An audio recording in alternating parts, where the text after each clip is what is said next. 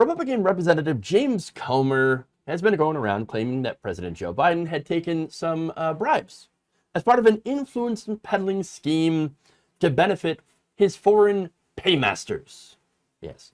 However, a new report out actually shows that it was Comer who had himself been influenced by money from not foreign paymasters, to be fair, but some domestic paymasters in Kentucky. So now, why don't we dive into this? According to a report from the Daily Beast, back in 2008, when Comer was in the Kentucky legislature, he had voted against the building of 9 new casinos. See, at the time, James Comer was, he was representing a very small, very conservative community, and they did not like casinos. Public polling was against the building of these casinos because they viewed gambling very skeptically. Okay, and we're not really interested in gambling here. This is a Christian conservative community.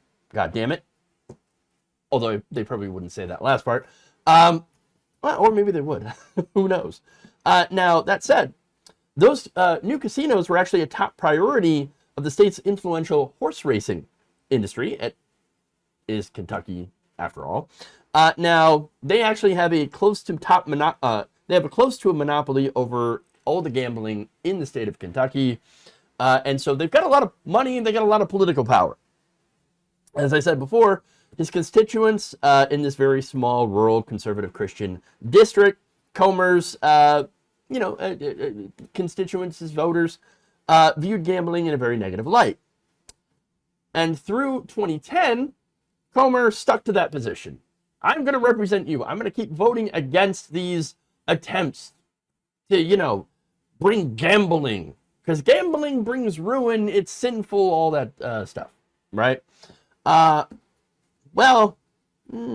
Okay, so again, in 2010, Comer filled out a candidate survey in which he expressed opposition to allowing even virtual slot machines at Kentucky horse racing tracks. However, in 2011, that changed after Comer won the race for Kentucky Agriculture Commissioner in that same year.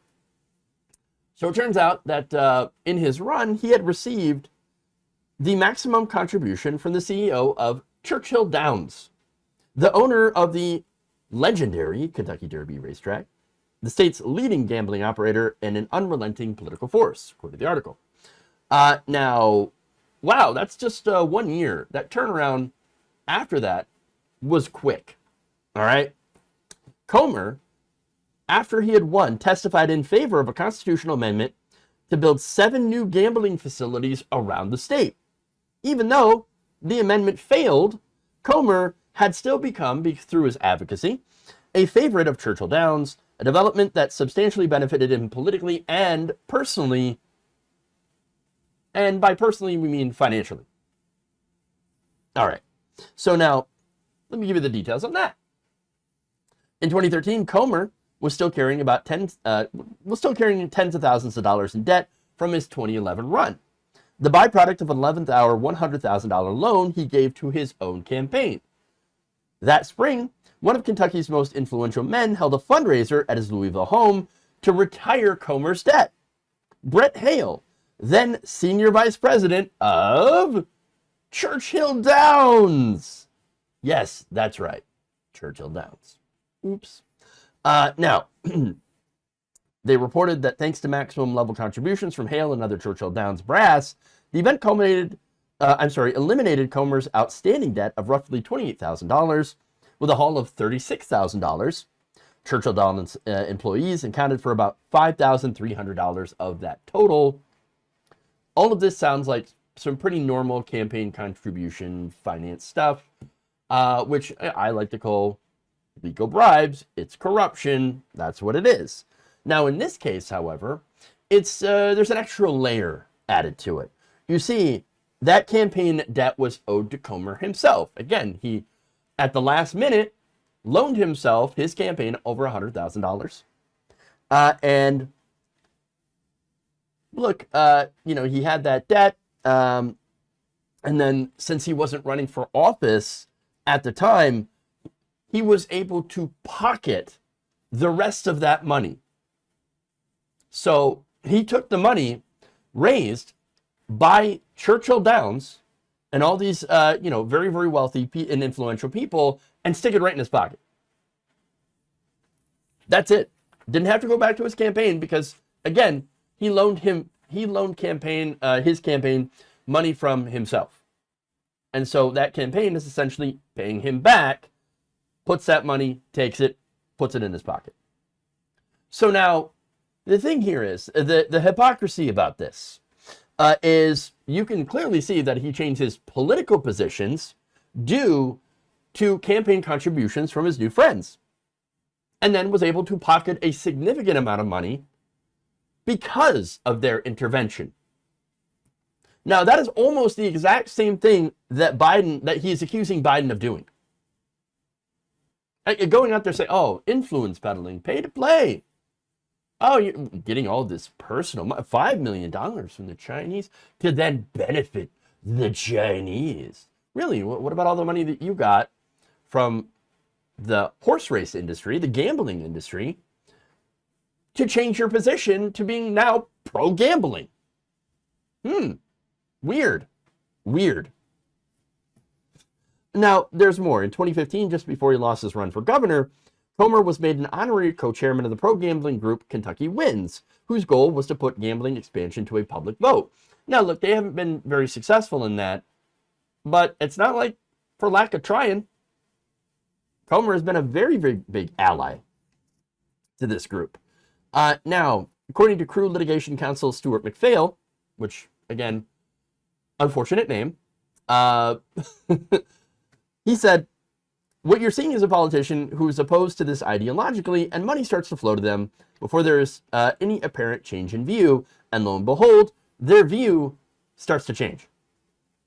There's no speech to persuade anyone there. Money isn't buying ads or newspaper articles. It's being used, at the very least, to buy influence. There's a story you could tell that he just switched his views on this for pure political ambitions, or he was persuaded by other facts.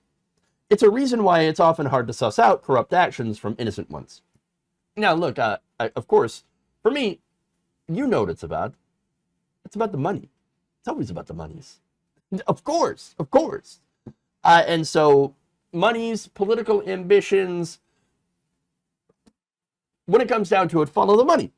The gambling industry in Kentucky has a ton of money to give to politicians in legal bribes. That's what this is. And that's exactly what they did with Comer.